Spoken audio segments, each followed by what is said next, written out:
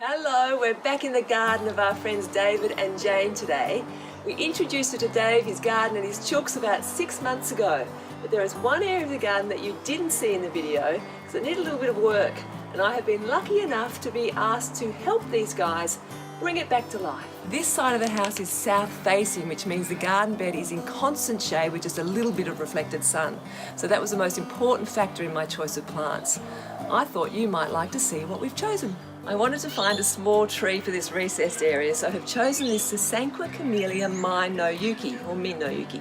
I think this is going to create a great backdrop for the garden bed with its glossy green leaves and massive white flowers from about March through to June.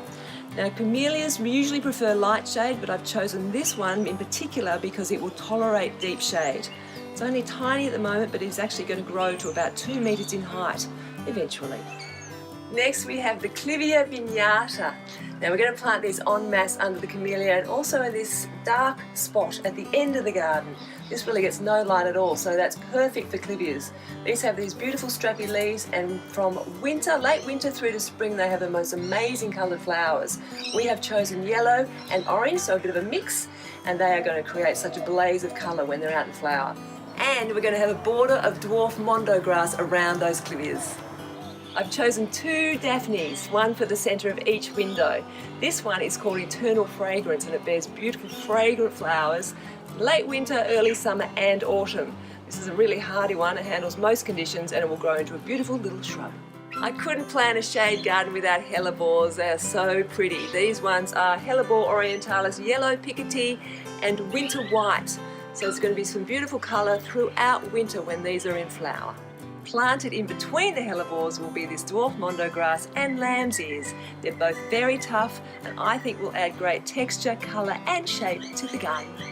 We're nearly done, but I didn't want to forget these beautiful pink and white flowering foxgloves. They don't look like much now, but when spring comes, the flowers of these plants will shoot up to almost a metre and look magnificent through the garden bed. The last plant I want to mention is a Hydrangea macrophylla. Now they're currently out of stock, so we can't buy them right now. By the end of winter, we'll be able to go out and buy 4 white flowering hydrangeas because we've got these 4 brick areas waiting to have them planted below. So there you have it. We're going to leave Jane, who is camera shy, by the way, to plant everything in this well-composted soil, and we're going to come back in a couple of months and see how it looks.